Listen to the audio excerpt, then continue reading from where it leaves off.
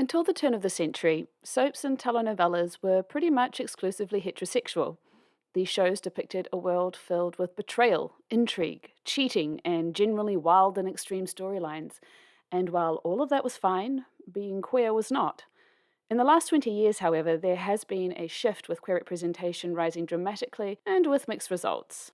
In this video, I'll be looking at how soaps and telenovelas have grown to be a surprisingly satisfying and equally contentious source of queer representation. Soap operas first made their appearance on the radio starting in the 1930s and were called soaps because they were typically sponsored by soap companies, eventually moving into broadcast TV in the following decades. These shows are typified by being serialized with an ensemble cast, dealing with domestic situations, and employing the frequent use of melodrama and sentimentality. And consequently, these shows tend to have a mass appeal with people of all ages. Whereas soaps traditionally air daily with multiple years and, in cases where the soap is popular enough, over multiple decades, the telenovela, while featuring all the same markers as soaps, differ by having a limited run, so typically no more than a year, and are more the mainstay of Latin America, Spain, and more recently Turkey. The first major woman love woman storyline on a soap was on UK's Brookside in 1994. In the US, it was in 2000 with Bianca Montgomery, a regular character on All My Children, who remained on the show until its cancellation in 2011, with multiple lesbian love affairs and the first ever marriage on a soap in 2009, although the New Zealand soap Shortland Street did have the first ever civil union on a soap in 2006. It was around this time that the Spanish-speaking soap began to portray major lesbian pairings with shows like Amar en Tiempos Revueltos, with the fourth and fifth season's main love story playing out between Ana Rivas and Teresa Garcia and Pepa and Silvia in 2008. Since then, Spanish-speaking soaps have dominated woman love woman representation for the genre, especially in the last few years, with many of its lesbian couples becoming popular internationally with the woman love woman fandoms, usually to the showrunners, writers, and actresses' great surprise. So popular, in fact, that pairings like Mercedes and Juliantina explored the idea of a spin-off following the end of their respective telenovelas, and the pairings of Louis Melia and Maitino not only explored, but did it. It is not only just English and Spanish-speaking soaps that have been writing lesbian pairings. Many European countries like Germany, Holland, France, and Portugal have also had woman love woman stories on their soaps. Telenovelas, and I'm sure the same could be said for soaps, have served not only as entertainment but as an important medium in which to explore and shape society's views on certain topics. Telenovelas are credited with helping to introduce the concept of family planning in Mexico and Brazil, for example. So representation of women love women and the wider queer community is great. There is a clear benefit to being visible on a popular genre which reaches such a wide audience from children and teens through to the elderly. Namely, it helps to normalize and create acceptance of queerness in a heteronormative world. It can serve as a kind of proxy for people who don't know or perhaps don't know that they know a queer person in their lives. It can help people to recognize and question the heteronormative programming which we all internalize. It can help queer people to recognize and accept their own queerness. While movies and other television programming also contribute, this visibility is particularly potent with soaps and telenovelas. Audiences often spend years following the various characters, inviting them into their living rooms every day and following them through their highs and lows. The result is a certain type of intimate relationship between character and audience that no other genre can match. And since they are already emotionally invested in these characters, people who might otherwise not be okay with queerness can find their way to accepting and even embracing it. In this way, it allows soaps and telenovelas to be pretty revolutionary. Equally, one of the reasons I think that these kinds of stories are so popular with women love women fandom is that because, due to their daily airing schedule over a long period of time, it provides the space for a type of intimate, slow build storytelling that focuses in specifically on the pairing's relationship. We get to see the minutiae of the pairing as they meet, as they draw together, as they discover their attraction, to finally come together, and then, hopefully, we get to see them evolve their relationship. This is something that is not afforded on our women love women pairings and other formats because their formats are more constrained, like movies or primetime television. Not infrequently, women love women pairings in primetime television are secondary characters and their relationships are also secondary storylines. Consequently, they receive less build-up, less development and screen time, sometimes having large chunks of the relationship development happen off screen, which is to be expected. There is vastly less screen time to tell the story, and the show itself is not about that. In Atypical, for example, it's about a family with an autistic brother. In Black Lightning, it's about a family of superheroes saving the world. Because the focus of soaps and telenovelas are so frequently about building the relationship, it often includes tropes that are fandom favorites like friends to lovers, enemies to friends to lovers, being repeatedly drawn together through plot machinations, so that we can see the pairings support each other through everything from the extreme moments to the mundane daily struggles. Then there's the forbidden love, a particular favorite of vintage lesbian storylines, passionate last-minute love confessions, and the ever-popular "there was only one bed" trope, the tension from getting too close to each other and the angsty eye sex to name but a few.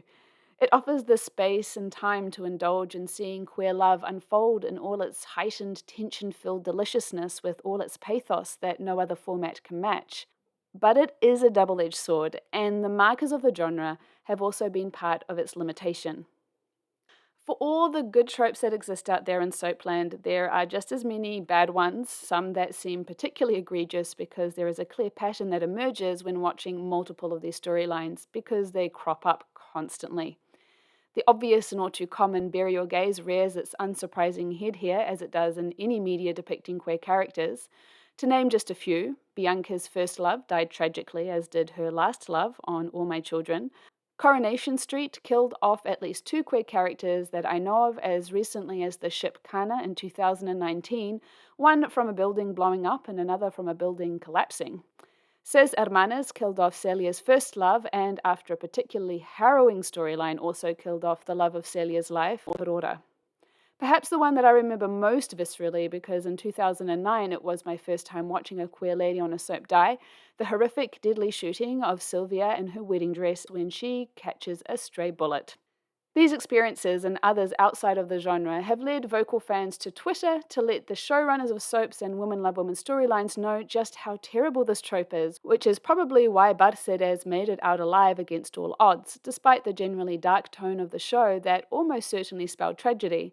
Meanwhile, novellas like Amar a Muerte, Amar es para siempre, Arcadia 38, and En Familia made a point of giving their Women Love Women pairings a happy ending in defiance of the trope, which, I'm hopeful, suggests we're seeing a shift away from having our queer ladies die in the numbers we've seen in TV at least. Movies, on the other hand, is a whole different ballgame. But that is certainly not the only persistent issue that seems to crop up on soaps and telenovelas. It is a rare beast that is able to forgo some kind of love triangle that involves a man. Often one or both characters are involved with a guy, either through an existing relationship or having one as a potential love interest. Their roles usually serve to act as a way to create obstacles and tension between the ladies because apparently that's the only storytelling technique that can achieve those ends. At its most benign, Amar es para siempre used the triangle to establish that Luisita is bi, which is entirely legitimate as she is bi, and that got resolved without too much drama. On the other end of the spectrum, however, it can be used to end the couple's relationship, as can be seen with Maca on Verbotene Liebe, where the canonically lesbian character ended up cheating with a man for no good reason, which is its own trope. Or even worse, the man is used as a tool to harm one of the ladies, be it violence, rape, or death, as seen in Ses Hermanas or Amar en Tiempos Revueltos. I can think of only maybe one soap or telenovela storyline where a guy wasn't involved, and that is from Carla und Stella on Verbotene Liebe, although at least one of Carla's other storylines did involve men. Can you name any? If please, drop them in the comments. While for bi characters, it's only natural that it be part of the possible threads that can be pulled on, it just seems like it's a default even for pairings that include lesbian characters, and I think this tendency comes down to a couple of things. Firstly, the format of these shows require that the characters be involved in the show's web of relationships, and because it's clearly impossible to have more than 2 or 3 women love women characters on any given show, and apparently the only way to ensure that they are tied up in that web is to have them be romantically involved with a man. This is more pertinent for soaps and telenovelas, as they may also be using an established character like Olivia, who spent the better part of her 10-year run marrying every guy on the show, or Charity, having multiple tumultuous relationships with men and one with a woman in the 17 years preceding her relationship with Vanessa. Secondly, these storylines are almost always exploring one or both characters coming to term with their sexuality and in some kind of gay panic turn towards the nearest breathing male to try and pray away the gay. Thirdly, I think it boils down to an unfortunate mixture of homophobia and misogyny, in which the idea of two women not needing a man romantically involved in their storyline at all is unthinkable to the often male creators, showrunners, or writers of these shows, and so these men are inserted as a kind of unconscious default. This serves as a constant reminder that our ladies couldn't possibly exist without their input, or, at its worst, serve as a kind of retribution for the ladies having the audacity to believe that they could. As an extension of this idea is the punishment that many of our ladies have to endure for their orientation that ranges from the dead lesbian through to things like rape, conversion therapy, physical violence or the threat of it, and other trauma, which is legitimate because homophobia and misogyny are still very present in all societies and can't be ignored. The problem for me lies in the almost ubiquitous presence of the trope. If the couple manage to make it past all the gnarly twists that they've lobbed at them in getting the couple together and that they are still gracing our screen, it seems like the only logical next step is to give them a baby storyline. While in and of itself that is fine, children are a staple of the genre, it is how the babies often come to them that is less enjoyable. Natalia, in a gay panic, slept with Goodman Frank, who had been pursuing her and got pregnant. Bianca had a child born of rape. While Teresa had a miscarriage from falling down the stairs, Anna was raped by her husband, which resulted in her child. A similar vibe permeates the moment that got Varvara pregnant after she had repeatedly said that she didn't want children, and her husband forced himself on her. Aurora was forced into a marriage by her family and ended up pregnant only to lose the baby before she ultimately died of some disease. I don't know, I stopped watching by then because I couldn't stomach the relentlessly awful things the show was doing to the couple. As a result, I've developed something of an aversion to lesbians on soaps getting baby storylines because it often seems to come in a particularly awful way with very little agency from the character. Not to say that there aren't some happy exceptions. Although it felt like Las Estrellas shoehorned this in with frightening speed that didn't quite work for me, Flossman adopted right as the show ended. Louis Melia spent the last months of their screen time looking to either inseminate or adopt. While their situation in life hardly seemed stable enough to bring up a child, as neither of them had jobs and raising a child together was a downright dangerous choice in that time period for a gay couple, at least it was a choice that they made together. Many lesbian couples in real life do choose to start a family, which is wonderful. There are also those who choose not to, and the same goes for all types of couples. But in the same way, there seems to be an unconscious bias fueled by misogyny in storytelling that has a man inserted as a default.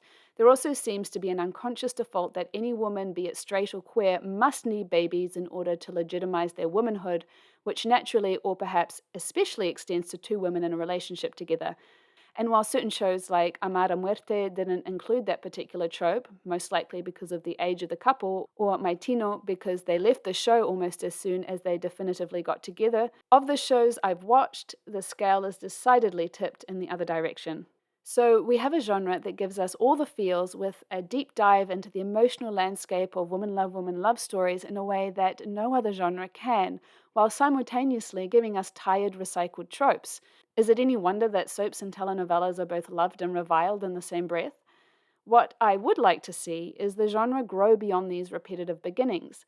For if this genre is so powerful as to help influence family planning for entire countries, it has the power to shape how queer characters are seen and understood, how they are treated by society, and that is both an opportunity and a responsibility which should be approached with awareness as to how individual storylines fit into the wider narrative of women love women in media.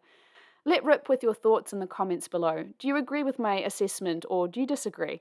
What are your favourite and least favourite tropes in women love women soap and telenovelas?